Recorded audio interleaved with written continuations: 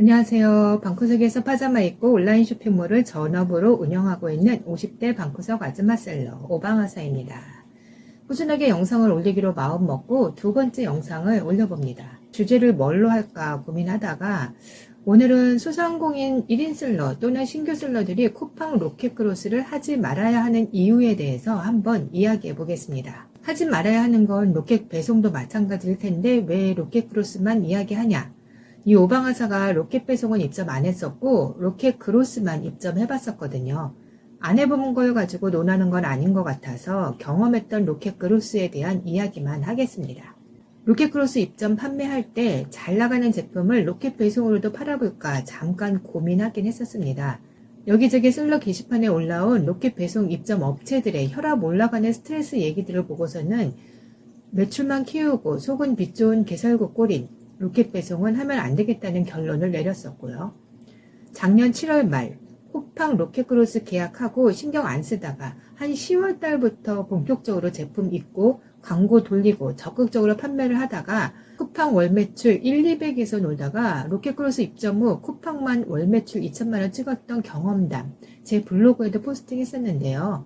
참고로 이 오방아사는 그 어떤 유료 강의 안 듣고 거의 모든 쇼핑몰 판매를 독학으로 배워서 한 케이스입니다. 그래서 매출이 월 1,000에서 더 이상 크지 못하는 이유일 수도 있고요. 암튼 작년 겨울 월 매출 2천만원에서 광고비 21만원 정도? 이것도 저희 블로그 포스팅에 올렸었고요. 광고비 대비 매출 로하스가 아주 쏠쏠했었죠. 거기다가 로켓크로스만의 매출이라면 이것저것 떼가는 수수료가 많아서 마진이 얼마 없었겠지만 나름의 잔머리와 꼼수로 총 매출의 60%만 로켓크로스 매출이고 40%는 위익 매출로 마진도 꽤 괜찮았었답니다. 도매국 제품으로 2.5배에서 3배 이상 판매했었거든요. 광고비 엄청 쏟아붓고 매출 몇천만 원과 비교해서 나름 꽤 소소한 수익이었으니까요. 훨씬 더 잘 판매하는 셀러들에 비해서 얼마 안 되는 매출이기는 하지만 이 정도 수익을 자랑하려고 얘기하는 건 아닙니다. 그렇게 짜잔하지만 나름 재미를 본 로켓크로스를 딱 1년 만에 올해 6월 30일이 로켓크로스가 3PL로 넘어가기 전 마지막 계약 시점까지 하고 제품 모두 철수했습니다. 아마도 지금 시기에 작년에 판매하던 제품 로켓크로스를 입고 시키면 작년 이맘때처럼 주문 나름 많이 받을 테지만 지금은 전혀 미련이 없답니다. 자, 그럼 본론으로 왜 소상공인 1인 셀러 또는 신규 셀러들이 쿠팡 로켓크로스를 하지 말아야 하는지를 이야기해 보겠습니다. 제 눈에만 보이는 건가요? 쿠팡 로켓크로스 무조건 하세요. 월 수천 법니다. 쿠팡 로켓크로스를 해야만 하는 이유, 쉽게 돈 버는 방법 등등. 이 이야기를 하는 사람들의 공통점이 처음엔 정말 자신의 경험담을 알려주는 것처럼 주저리 매출 검증해가며 설명하다가 그 하단 쪽 또는 유튜브 영상 더보기에 보면 거의 대부분이 유료 강의로 연결되던데요. 제가 꼬인 눈으로 봐서 그런지 모르겠지만요. 작년 나름 재미를 보며 쿠팡 로켓크로스로 손가락이 피나가며 박스 작업, 라벨 작업 해가며 입고 시키던 때 갑자기 늘어난 주문건으로 부랴부랴 제품 수소문에서 끌어모아 입고 시키고 이젠 재고 품절로 주문 끊기는 억울함이 없겠다 싶게 여유있게 입고 시키자마자 로켓크로스 배지 박탈, 아이템 위너 미선정으로 광고 중단, 또 20여 개 정도의 별 4개 리뷰 쌓은 제품에 별 1점 리뷰 하나 달았다고 바로 안드로메다로 보내버려 아무리 용을 써도 회복을 안 시켜주더라고요. 최저가로 수정 안 하면 그동안 잘 나가던 상품이라도 절대 노출 원상복귀 안 시켜준다거나 이 모두가 판매자가 컨트롤할 수 없는 부분이라는 겁니다. 반품은 무조건 반품엔 두 손 두 발 다 들었고요. 품절되면 주문 끊길까봐 갑자기 늘어난 주문건으로 충분한 재고 입고 시키자마자 저렇게 제동을 걸고 노출도 안 시켜주니 그걸 다시 가져올 수도 없는 거고 쿠팡이 시키는 대로 가격 수정해서 최저가를 맞춰야 마진을 포기하더라도 입고 시킨 재고를 소진할 수가 있는 거죠. 그나마 저는 끝까지 쿠팡의 꼭두가시가 되기 싫어서 나름 잔머리 써서 끝까지 가격 원하는 대로 수정 안 하고 어찌어찌 재고 소진시켜서 마지막 철수할 때 재고 반송 많이 없었고요. 그나마 반송된 재고는 다른 마켓으로 거의 다 소진시켰답니다. 제 블로그 포스팅 글에 종종 비밀 댓글로 문의 주시는 어느 사장님한테 조언을 했었는데요. 신규 셀러인데 중국에서 사입해서 쿠팡 로켓크로스로 물건 입고 시키려고 한다고 해서 제가 뜯어 말렸습니다. 신규면 절대 왕창 입고시키지 말라고. 처음엔 샘플 개념으로 입고시키고 그 다음 반응 봐가면서 딱 품절 안 될 정도로만 입고시키라고. 나름의 꿀팁으로 로켓크로스와 윙을 적절히 믹스해서 판매하는 전략이 있긴 한데 이건 뭐 나중에. 잘 나갈 걸 자신해서 왕창 팔레트로 쿠팡에 입고시키는 순간부터 당신은 쿠팡의 노예가 되는 겁니다. 자발적 노예. 절대 쿠팡에 강요하지 않았거든요. 쿠팡은 자기들의 플랫폼을 이용하고 자기들의 물류센터를 이용하는 이상 그 순간부터는 그들은 왕이 되는 겁니다. 뭐든 자기들 맘대로 할 수 있는, 더 이상 네이버도 이마트도 넘볼 수 없는 거대 쇼핑 플랫폼 공룡이 되어 있으니까요. 올해 상반기 부가세 신고 대행해주는 세무사님이 쿠팡 매출을 전달했더니 너무 복잡해서 잘 모르겠다고 하반기 때는 내부적으로 직원들과 쿠팡 매출에 대해 집중 공부하겠다고 하면서 들은 얘기가 다른 업체 부가세 신고해줬는데 마이너스 3억 나왔다고 하더라고요. 이게 쿠팡 로켓크로스를 하지 말아야 하는 결정적 이유입니다. 인터넷 검색해도 여기저기 유튜브 영상에서도 쿠팡 로켓크로스에서 매출 수천, 수억 번다고 얘기들을 하고 있죠. 정말 순수익에 대한 이야기 들어보신 적 있나요?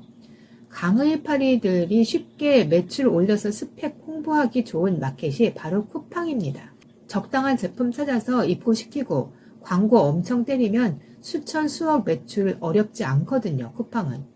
그 만들어 놓은 매출 자료로 유료 강의하면 까먹은 쿠팡 손실을 강의로 커버하면 되니까요.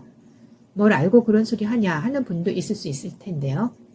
1년밖에 경험을 안 하긴 했지만 나름 해본 사람의 경험으로 여기저기서 쿠팡에서 수천 수억 벌었다는 사람들 얘기 따져보면 아무리 긍정적으로 생각하려고 해도 그 정도의 광고 로아스로 원가, 수수료, 광고비, 인건비, 세금, 포장비 등등 쿠팡의 높은 수수료 시스템과 말도 안 되는 묻지마 반품, 또 재고를 볼모로 삼은 생태질의 반송비, 파손 손실 등등 세무사님의 거래처가 쿠팡 매출로 마이너스 3억 부가세 신고했다는 얘기가 그 한 업체만의 얘기가 아닐 거라는 겁니다. 매출이 많아지니 돈이 통장에 많이 들어올 것이고 다시 굴리면 어쨌든 돈이 오고 가니 뭔가 장사 잘 되는 것 같지만 결과적으로 손해를 보면서 그게 손해인지 모르고 장사를 하는 쿠팡 로켓크로스 셀러들이 많을 거라고 봅니다. 셀러 카페의 쿠팡 관련 하소연 글 보다 보면 정말 생각 없이 로켓크로스 하는 셀러들이 너무 많은데 저렇게 하면 안 되는데 하면서도 내가 굳이 오지랖 떨 일은 아니다 싶어 그냥 눈팅만 하다가 지나가곤 하거든요. 지금 당장은 돈이 오고 가니 버는 것 같죠? 점점 통장 잔고가 줄어들다, 텅텅 비다, 나도 모르게 마이너스가 되어 있을 거랍니다. 제대로 마진 수수료, 인건비 등 따지면서 하다 보면 쿠팡이 원하는 판매가를 맞출 수 없게 되고 열심히 입고시키고 몇 번의 정산 정리를 하다 뒤늦게 손해보는 장사를 했었구나 후회하며 철수를 생각하게 될 거랍니다. 얼마 전 저의 블로그 포스팅에 비밀 댓글로 문의 주신 업체 사장님이 계시는데요. 브랜드 업체인데 쿠팡에서 입점해달라고 미팅 온다고 해서 미팅 약속 잡아놨는데 저의 블로그 포스팅 글을 보고 하지 말아야 하나 고민된다고 하길래 초치는 충고를 또 했더랍니다. 이것도 오지랖인데 남의 회사니까 망하든 말든 상관없이 한 충고가 아니라 안타까워서 하는 진심 어린 충고였답니다. 쿠팡이 정말 그 브랜드 회사에 애정이 있어서 그 브랜드 회사의 제품에 관심이 있어서 정말 잘 키워주고 싶어서 굳이 찾아오면서까지 사정하며 입점 미팅을 잡았을까요? 쿠팡이 어떤 회사인데 아시다시피 쿠팡 BM들 얼마나 연락하기 힘든 사람들인데 1인 기업도 아닌 브랜드 회사면 그들의 충분한 먹잇감이 되는 거죠. 처음엔 저도 경험하고 쿠팡에 입점한 셀러들은 다들 경험했겠지만 어찌나 사정사정 하던지 입점만 되면 매출은 책임진다나? 놀고 있네. 그 사정사정하는 사탕발림은 딱 입점 전까지입니다. 나야 뭐 내가 전화를 안 받고 연락을 안 했지만 대부분의 셀러님들 이야기 들어보면 입점할 때는 사정하더니 입점되고 나서는 연락 두절, 전화 안 받고 매일 연락도 안 된다고 하는 얘기를 많이 들었었거든요. 불보듯 뻔한 게 저 브랜드 업체도 마찬가지겠죠. 직접 찾아와서 입점만 하면 매출 책임진다고. 그 소리에 입점하면 제품 입고시키는 순간부터 발목에 쿠팡이라는 족쇄를 달게 되는 겁니다. 제품까지 쿠팡 창고에 넣었으니 이젠 너희들 내 말 들어야 물건 빼줄 거야. 이 자세거든요. 초반에는 광고 조금만 해도 매출이 늘어나서 오호, 역시 BM 말 듣길 잘했네. 역시 쿠팡이 판매가 잘 되네. 이러다 곧 건물 사겠네. 잠시 구름 위를 걷는 느낌 들게 될 겁니다. 아주 잠시만요.